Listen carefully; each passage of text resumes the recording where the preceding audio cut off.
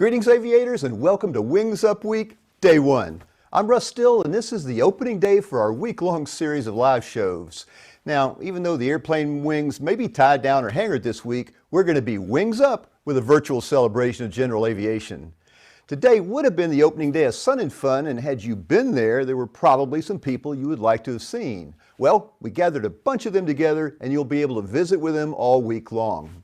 Now, co-hosting with me today is David St. George, my friend, my mentor, and the executive director of SAFE. So, Dave, thanks for helping out today. Glad to have you with us. Thank you, Russ. And it's a little cooler here than it would be in Florida, but I got the sunscreen, I got the sunglasses. We're ready to go. You're decked out and looking good. Now, last year or the year before, today, what would you and I have been doing? Yeah, we'd be at the booth. We'd be seeing all those nice things at Sun and Fun. Maybe your DC-3 would be there. Yeah, it's aviation's taken a bit of a hit, but I'm glad we're all here today, and I'm glad everyone joined us for this week. It should be a really good show all week long. Yeah, and we're going to, as you know, you were really the impetus to really put this on. And we decided to do something different instead of giving the usual flight training kind of topics. Or we wanted to keep this light, fun, and motivating, because this is a time period that really none of us have ever lived through before. So the goal is to boost people up, keep them in the game with aviation, and just have a good time. Now, if we had been in Sun and Fun, like you said, I heard yesterday that it was 90 degrees down there in Lakeland. A little cooler up here in Atlanta, and definitely cooler up in Ithaca where you are. But you know, it wasn't just too many weeks ago where you had snow up there, didn't you? Yeah, you know how that goes up here. It takes quite a while for the glacier to recede in the springtime. Yeah, we're just getting the very first crocuses up, a few forsythias. So yeah, we were flying all winter, but yeah, there's the champ on skis. That's very nice. Yeah, it's Cayuga Lake, and you can see that there's been snowmobiles on the lake, and that's a 1946 Aeronca 7AC. And there's actually a guy behind me filming this. Yeah, what's you would really like this. In flying with skis? Yeah, it's actually quite a bit like floats. You have an unprepared surface, so you got to be a little bit careful. You're looking all the time for interruptions like snowmobiles and people who have dug holes in the ice. The conditions vary a lot depending on what the surface is, whether it's hard packed or it's fluffy, soft stuff. So a lot like a seaplane in that you have to be very cautious about the surface. But then as far as the landing, I mean, it's very simple. If you have a couple inches of snow, it's just fluffy and soft, and anyone can make a good landing on skis, especially you got like a 30-mile lake there to work with. But yeah, so the other problem is a... Go ahead. No. Go ahead. Yeah, I was going to say the other problem with what's involved. All right. I know. That's what's going to happen all week. What's involved with getting those skis off and on the gear? That's a real good question, and you didn't see it in that film, but the special part about that setup is that those are trick air skis. So I have the plane actually based at a paved solid runway. Taking off, you know, you can't obviously use straight skis because you've got a little bit of friction with the blacktop. So the wheel actually sits down through the ski, and there's a slot in it. So when you land on the snow, you still have that slot. And I was going to say one of the problems with a champ in skiing is the lack of power. As soon as that little slot gets a little bit of an angle of attack and some soft snow, it's taking a lot of drag from that snow to get off. So I prefer to go on the lakes, and what you saw there was Cayuga Lake here in the Finger Lakes. Freezes solid, and we get about probably a month and a half, 8 weeks of really good winter flying on the skis. And then I can land back here at the paved runway, push the plane in the hangar. So it's a great time. Okay. It's something everyone should try. At the end of that video, you've got a shot out the door of the skis with the gear there. I don't know if we can get that video, the tail end of it, back up again so people can see that. But it's interesting seeing how the tire drops down through that little slot on the ski. So getting them off and on, there we are. So getting them off and on, that's not a terribly difficult thing to do. Looks like you have some wires there. Well, actually, it's quite a bit easier than putting a straight ski on there. If when we used to fly it on straight skis, what you have to do is jack it up, pull the wheel off, put a band around the brakes, and then mount the skis right onto the axle. With that trick air ski, the way it goes is there's an STC, so there's a welded piece there, and all you do is bring that ski up, drop a bolt through there, screw it in, and you're ready to go. In both cases, in a ski flying, what you have on the front end of it is a bungee to hold the tip of the ski up so that when you touch, it's always going to be on the tail end first, and then it comes down and rolls onto the snow. But there's unique features too, like things you wouldn't think of. If you sit on the snow for very long, you can freeze down and you add power and you're not going anywhere. So you have to get out, like kind of like a toboggan, move the tail and break it loose if it's frozen down. There's a lot of interesting little gotchas if you're not used to ski flying. So really, anyone wants to try it, most of the winter, that's what we do up here is fly on skis. Well, I say it every year that I want to come up there, but next year I need to put that on my bucket list, assuming I'm going to be able to get out of the house. If we had been in Sun and Fun right now, if we had been in Sun and Fun right now, we would have had the Gold Seal booth right next to the SAFE booth.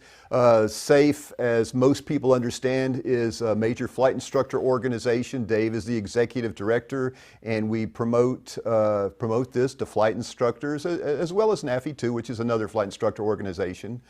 But we have a great time at Sun and Fun. We printed up for distribution at Sun and Fun a bunch of t-shirts and a bunch of flyers, and all of a sudden we're all dressed up and there's no party to go to, so we're going to try to give off some of that stuff during this week, this virtual replacement week. Now, we printed up all these cool flyers, and these flyers have a discount code for the ground school. The discount code is SNF20. SNF20. Now you can use this code through the end of next week, so it's good for, a better part of a week and a half. But instead of being $20 off like it would have been, we've doubled it to help help do our part in keeping aviation alive. And you can use that SNF20 to get a $40 discount on the Gold Seal Ground School at groundschool.com. And go to safepilots.org if you're an instructor and look there to find out more information about what SAFE does. So this week, hey, we're just going to jump in there. We got to have a little competition here, Russ, because you're giving away T-shirts. We're going to give away some hats, and we'll see who gives away more. So these we would have at Sun and Fun, when people join. So if you want a hat, why don't we give a couple of each day when you're giving away your T-shirts? We'll have people call in and get a SAFE hat. Because, we don't have all that excitement of being there at Sun and Fun at the booth, but we can still do it online and we'll mail them out to you. Excellent. I love it. We have more prizes to give away. So we will bundle up a T-shirt with a cap for the ones that we give away today, and that's going to work great. We are quarantined here. The entire Gold Seal staff has gone asunder. So we've got part of the crew working down in Macon, Georgia, the other part of the crew working up north in the North Georgia mountains in Dahlonega. I am the only person here in the studio, and just the fact that we can pull this off with a setup like this is, I'm pretty impressed. So the team have put together a good thing. We may have a little bit of issues with lag, and you saw a few minutes ago where I was talking over the top of Dave and we couldn't quite get synced up. Just bear with us. We don't have the same, because of this lag, this latency period. We sometimes do a little bit of that. But at any rate, we're going to move on this week. Now, Dave, later on this week, one of our guests is a friend of yours, Patty Wagstaff, and actually she's a friend of ours too. We've done online streams with her actually off and on since 2008, so I guess we've been working with her off and on for about 11 years. But you went down to, where is she, in St. Augustine, is that correct? That's correct. Yeah, I was in Florida. I had a charter down there, and my day job's flying a jet, and I went down to do a CFI Pro at the Wayman School. He's got a big school in Miami. And so, 5 hours on I-95 all the way up to St. Augustine. And I had seen the flyer too, and Patty has a new course out, and I was excited to talk about that. But I spent a day up there doing upset training because I actually had been in the jet, and we were headed into Chicago, and we had an upset in the jet. And I said, I got to get back into this. So you can see her here. We're actually flying in formation. I'm in the super decathlon, and she's in the laser, and she has a student with her, and she just flipped it upside down and flew formation with us for a little while. And for Patty Wagstaff, there are no unusual attitudes. She's always, in any attitude, she knows just what she's doing. It's an amazing school to learn something. And I spent only a day there. Yeah. I did 2 flights with Alan Moore and then 1 flight with Patty, and it was a wonderful learning experience.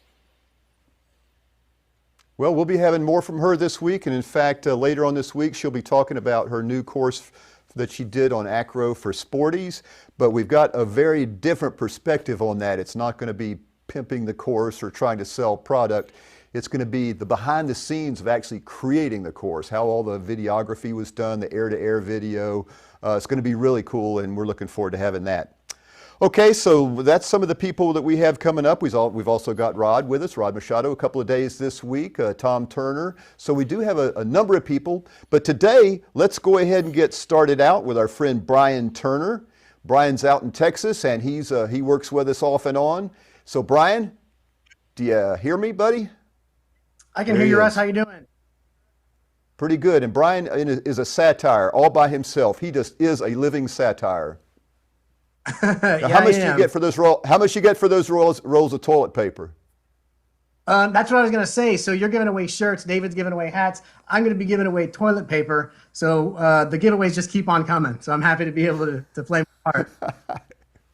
That's great. Now, is it one roll or a whole pack? Actually, that's not. I'm not really giving these away. I'm actually just a collector. These are actually antiques from my collection. These are actually for me.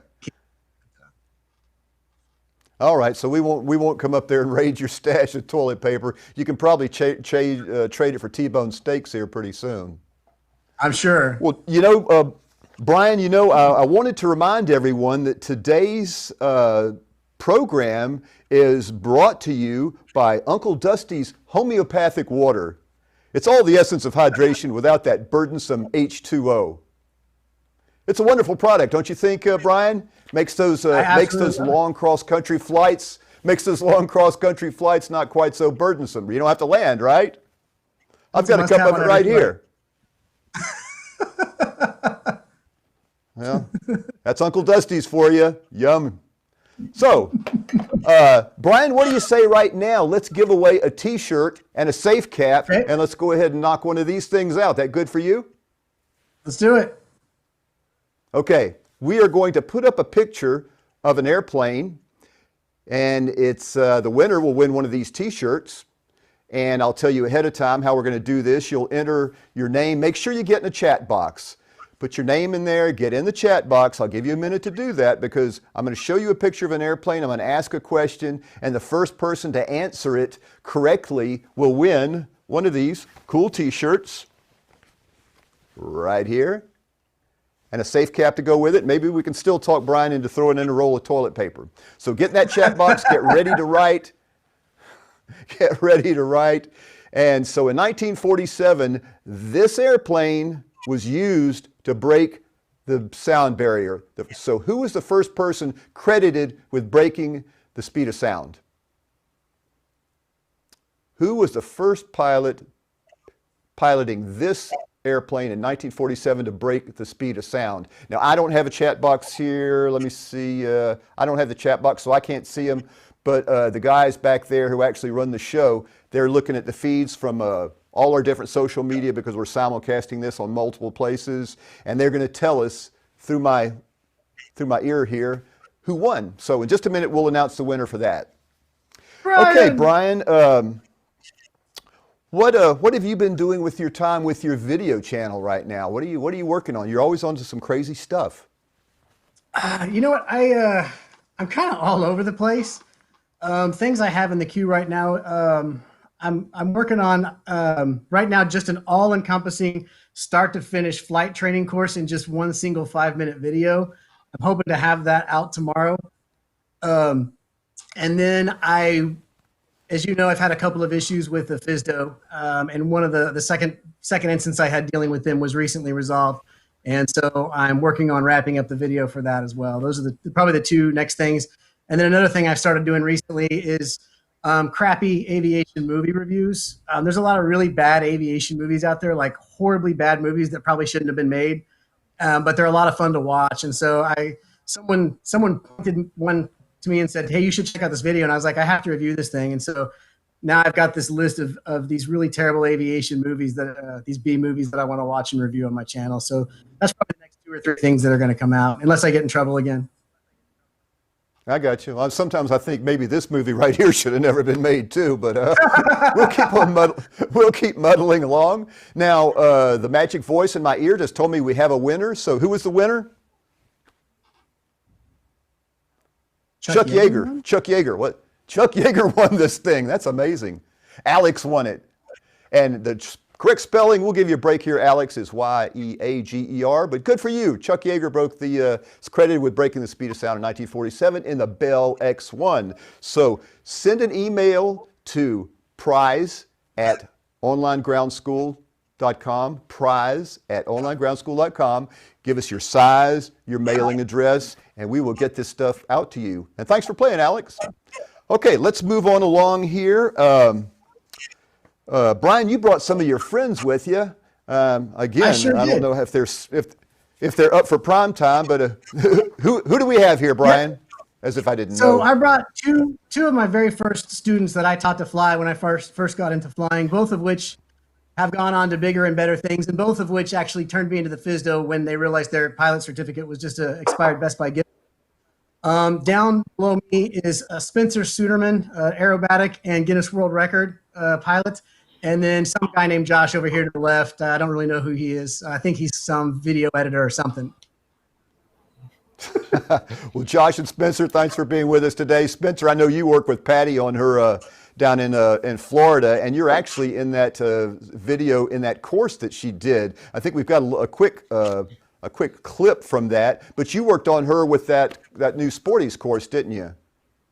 I did. I do teach at Patty's flight school. I do the unusual attitude training and aerobatics with Patty, and I gave a bunch of video for that Sporties course from me flying in my pits, and mostly I provided a lot of expertise. Patty, let's just say we help her out a lot. Yeah, I'm sure you do, and I'm sure she's very grateful. We told her that you were going to be on today, so she was all excited about that. Yep, she couldn't do it without us. In fact, I told her I was this, and she said, "Look, just don't ruin it for me, okay?" Okay, Josh, how are you doing again? Glad you can make it with us today. You're absolutely glad to be here. Oh, I appreciate that. Okay, now you and I have known each other for a while, and I suspect a lot more people know you than know me, primarily because of your really popular and fantastic YouTube channel. I think we've got a picture of that we can put up here. But tell us how you got your Aviation 101 brand going and what you're doing with that. Yeah, so it all started kind of back in 2010, I believe it was. So this is actually my 10th year doing the whole YouTube thing. My dad's a pilot. He got me into flying, and he also got me into video. My parents have owned a video production company for a long time, so I kind of got into both of those things through my parents, and I figured out that I loved both of them. Very passionate about both topics, so I just decided to combine the two, and kind of started it from there. It started out as Mr. Aviation 101 because I don't remember why I chose that name, but years went by and I said, I don't like the Mr. part. So I nixed that, and it's become the Aviation 101 brand. And then of course our airplane, November 80991, has become a pretty popular tail number. It's fun when my dad and I are out flying, we get called out on the radio and stuff. But yeah, it's been really fun. It's an ongoing video project, and it's kind of it's like a labor of love for me. I love working on the video stuff, telling stories about what I'm passionate about. And right now, what I've got in the pipe is actually a pretty important topic. I've been working with Dan Greider a bit, and we're about to release a series starting this coming Monday on my channel. I already put out a trailer for it, covering the fatal accident rate in general aviation and how we can kind of address that and talk about how we can change our mindset and start the conversation about changing our mindset in general aviation to kind of address that fatal accident rate that we're seeing in Flight Shops. Steve from Flight Shops has worked with Dan too, and they've put out a lot of videos. So we're kind of trying to take that angle with it, and I'm excited to release that series. But that's the next big project in the pipe on Aviation 101. Yeah, he's taking this AQP concept from the airlines and bringing it to general aviation. It's a great concept, and I'm really glad that people like you and Steve at Flight Chops are working on this project. It's a great thing, and I'm glad to see this working out. Let's see, we got to get you in the DC-3 too. No, have we gotten you in the left seat of the DC-3? I rode in the back Josh? once.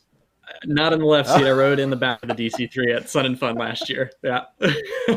Oh well. I'd be happy to It offer was the a cheap left seat, seat, though. so it's all we With had. my arm. That's right. That's right. Okay. Well, Bryan, come on back in here. Let's see what you guys, because you have a real rapport going. Did you have some things that you wanted to talk about today, Bryan? So yeah, we spoke a little bit last week. We kind of did a dry run, and we tried to figure out, do we want to do kind of a scripted thing, or do we just want to riff? And I think the first topic that came up is something that we thought was, when you tell people you're a pilot, one of the first questions they tend to ask is, have you ever had a close call? Have you ever had an incident? And I kind of threw that out as a bullet point, and all three of us kind of chimed in, and the conversation kind of was interesting. And so I know Spencer has probably had the most prolific moment in an airplane that's somewhat shocking, and so he probably would lead off with his story if you're up for it, Spencer. You feel like talking about yourself? Yeah, absolutely. I'd be happy to talk about the scariest moment in my life. He's good at talking about So there I himself. was, just flying along over LA in my pit special in Spinner 3. I was on my way to Yuma, Arizona to break the inverted flat spin world record again. Of course, everybody knows I've broken it twice, and people ask me why I keep trying to break that record if I already have it, and I just tell them I like to beat myself. So I was flying along at 7,500 feet, and I felt a vibration. Next thing I know, the prop fell off. I declared an emergency, landed at Whiteman Airport. It was a perfect landing, didn't bounce at all. It is true you can land up pits without a prop. Of course, I did everything right, in everybody's opinion. I had enough altitude. I was talking on frequency to air traffic control. When the prop came off, I continued to aviate the airplane, which meant I pushed the nose down and kept the speed up, kept it flying. Losing about 18 pounds off the nose, I didn't want to find out how slow this thing could go and what best glide speed is, so kept the speed up. I navigated, navigate. I navigated towards about a mile off the end of the runway, and I communicated. I got on the radio and very calmly told them I had an emergency. My prop departed, and get everyone the hell out of my way. I was going to land at Whiteman Airport, and then I landed. From the time that prop came off at 7,500 feet, I was on the ground in about 2.5 minutes. Screwed it up, though. Landed on the runway, and there's an intersection right in the middle of the runway. It's a 4,000-foot runway, about 2,000 feet down is the intersection. I just missed rolling off the runway, so I had to fill out a report about that because I didn't quite get off the runway. Well, I'll tell you, Spencer, if you have some issues with the FAA over that, you can get Bryan. He's had a lot of interaction with the FAA. I know he knows how to work the system. He can help get you out of any kind of trouble that you may get into now or in the future. He's your man. Funny you should mention that, Russ, because I told them when they started calling me after asking all kinds of questions, I said, hang on, I might need to get some help with this. They said to me, you mean you want to get your attorney involved? I said, no, I have another pilot buddy of mine. They said, it's not Bryan Turner, is it? I mean, this was out in LA. They know about him all over the country. He is. He's a well-known guy, and he's one of the few people who can actually do flight instruction in all classes and categories of aircraft, and no problem. Right, Bryan? Yeah, I'm doing them via Zoom right now because of the lockdown. It's easier that way. And you can just put your iPad in there. I'll set up a meeting. I'll give you a link. You pay me through PayPal. And this is a satire. Please don't anyone turn me in. I don't have the energy for it right now. I was already dialing. They don't call you just plain. I know. They don't call you just plain silly for nothing. Oh yeah. Yeah. Josh, you spent some time. Josh, you spent some time up in Alaska with Chris Palmer recently, didn't you? I did. That was coming up on a year ago. That was back in last June. I spent about 3 weeks up there with Chris Palmer of Angle of Attack, and we had an absolute blast. We've been good friends for years, and he really introduced me to some awesome concepts flying up there. And I can practice short soft field landings in R172 down here on a grass strip in Texas, where of course we don't really have much terrain here in Central Texas to kind of psych you out. And I got up there to Alaska, and I quickly learned that I don't know a thing about flying the airplane at the envelope and short and soft field ops and stuff like that. So it was really awesome in that little 1963 Skyhawk with the manual flaps and big bush tires. We really tore it up out there in kind of South Central Alaska and just had a blast. And in fact, I'm going to go back this June, depending on what this virus does. We'll see. But I do have my seaplane check ride scheduled, and I'm going to head back up there and finish that up and just do a ton of flying up there again. Excellent. Not a bad place to do unusual flying up in Alaska. No, not at all. You guys did a video, the one of him starting the airplane with him doing the clear prop. I wish we had pulled that off of YouTube so that we could play that today. It's hilarious. But I would tell every viewer here to go out to YouTube and go out to, I guess, Angle of Attack is the name of his YouTube channel, right? And find that video with Josh where they go through a whole series of clear props. It's definitely worth your time. The best place to see that will be on Instagram. Either go to @Angle of Attack on Instagram or at my page, Aviation101 Films, and we both did our own little, like, maybe 30-second cuts of just Chris yelling clear at the top of his lungs, one after another, and every single time in every shot you see me in the left seat over there just trying to hold it together and not absolutely lose it laughing. That was one of the funniest parts of that trip by far. And I didn't know he did that until we were in the plane for the first time, and I'm running through the checklist and, okay, prop area clear, and I'm about to kind of lean toward the window and yell out the window, and then he just screams out the I lost it. It was so funny, and I wasn't expecting it. It's worthwhile viewing, people. It's worthwhile viewing. So go find that one. Chris is actually going to be on with us tomorrow, and then maybe again towards the end of the week when I think you and he and Bryan and who knows else might wander in through the door looking lost, and we'll put you together on front of the TV camera. Well, but anyway, Chris will be back with us tomorrow. We'll talk to us tomorrow. Yeah, absolutely. Okay, well, Bryan, you guys have worked together in the past. What are some of the things you've done in the past here? And this doesn't involve a bail bondsman. Yeah, it's interesting. Aviation is a pretty small community, and it's a good one. So I don't even know how I came across Spencer, but somehow or another I came across him and just thought he had this really great voice. And I can't stand my voice. I was doing this thing called Five Flight for this dumb video I came up with. And I was like, I need a narrator who's not me. And so I asked Spencer, and Spencer was like, absolutely. So there's been a couple of videos where I've had Spencer narrate some things for me, and I've got another one, a Five Flight 2.0 version coming out that I need him to narrate. So most of our interactions have been that, and just some, we've crossed paths online in a few places. Josh and I, it's funny, Josh and I only live probably a 30-minute flight apart. We've never flown together, but on Daniel Milliken's channel, Taking Off, he's had us on a couple of times talking about different things. And since we both have YouTube channels, we've sort of been on together, talking about that kind of stuff. I've never flown with either of them. I would love to fly with either one of you guys at some point in time. I don't know, looking at that video of Spencer's flat spin, I don't think I want to fly with him. that looks scary. Well, anybody with a name like Suderman,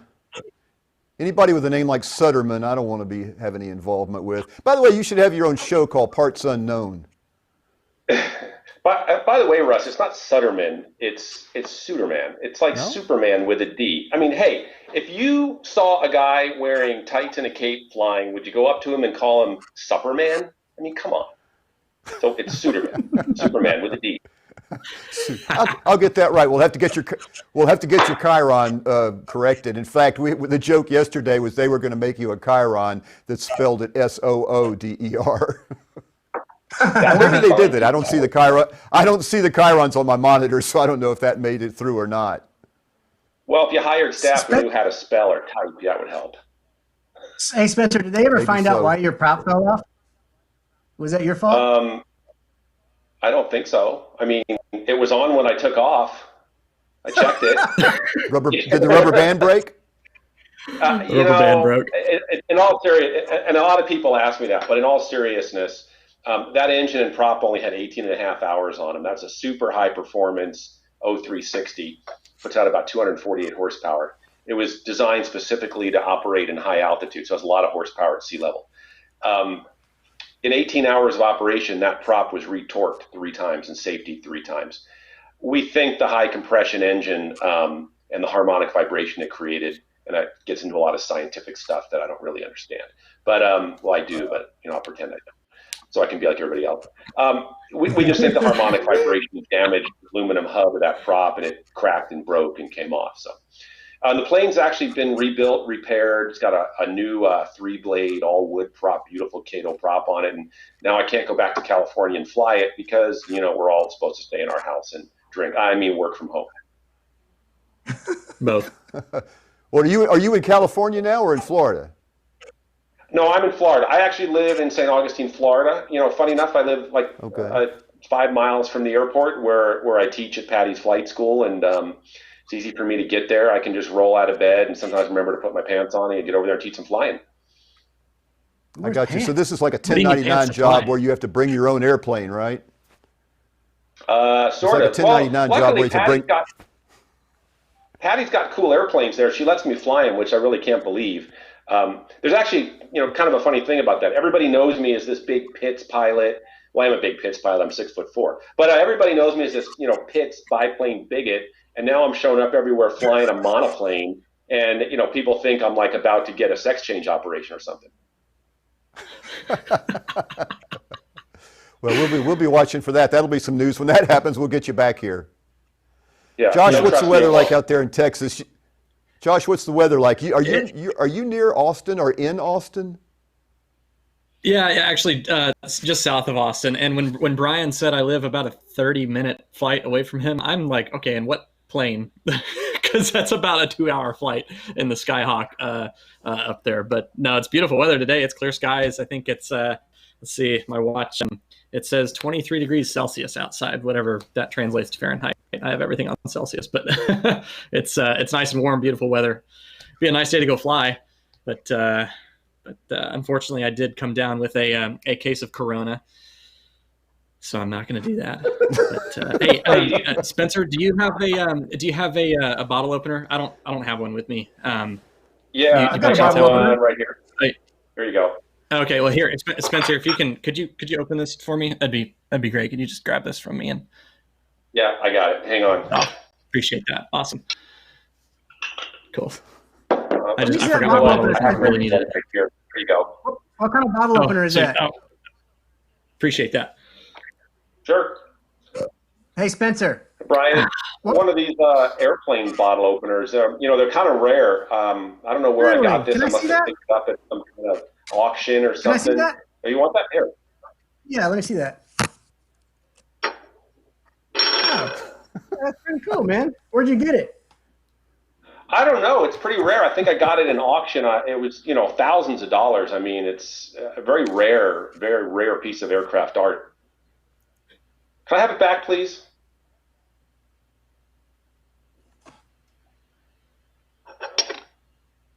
Thanks, man. I've had this a long time and it means a lot to me. Can't lose that. No. Yeah, I wish I was part of this wormhole. I'd like to have one too.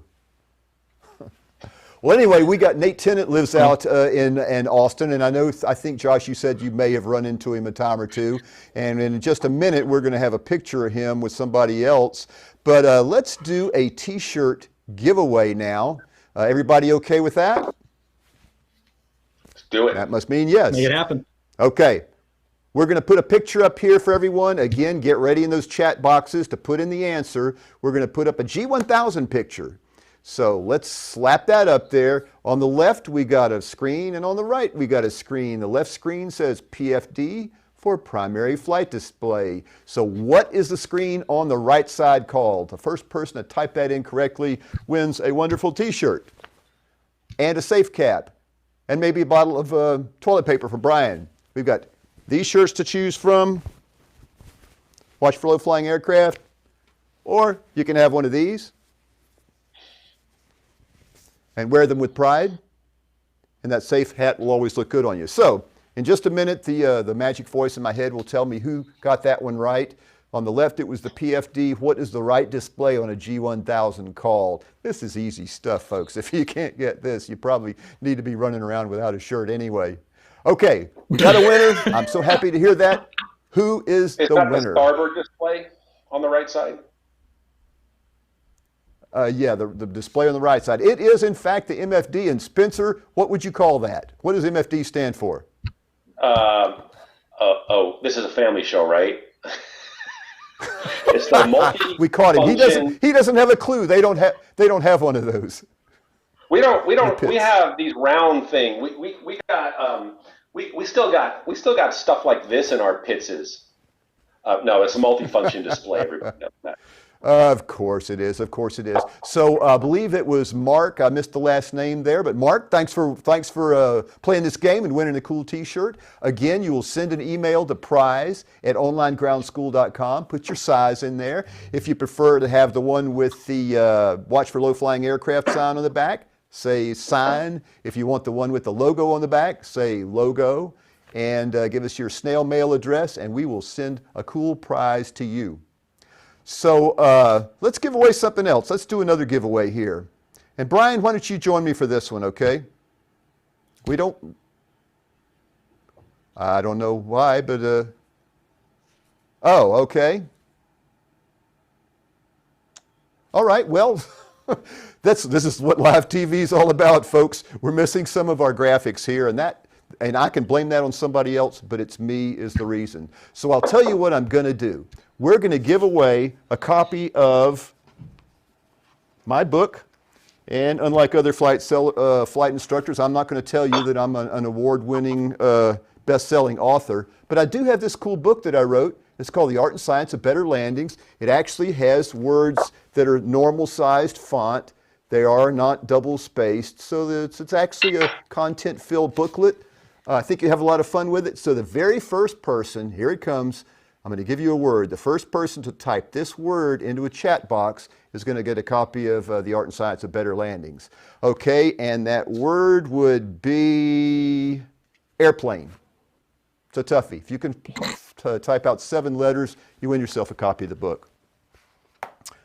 So in a moment, we'll have that back. Tomorrow, we've got, let's see, we've got Paul Duty from Gleim, Chris Palmer from Angle of Attack, Steve Thorne, Mr. Flight Chops himself, and Rod Machado, our longtime friend, will be here. And the special topic tomorrow will be simulators. And the idea is not about using a Frasca or something like that to practice, or even a Microsoft Flight Simulator to practice instrument approaches, although you can, but how we might be able to use simulators for all sorts of things just to kind of keep our morale boosted during this time when we might not be able to get into the airplane quite so often. So these guys have some great ideas, and it's going to be a lot of fun tomorrow. So did we get anybody, Mr. Flash Gordon, who typed in the word?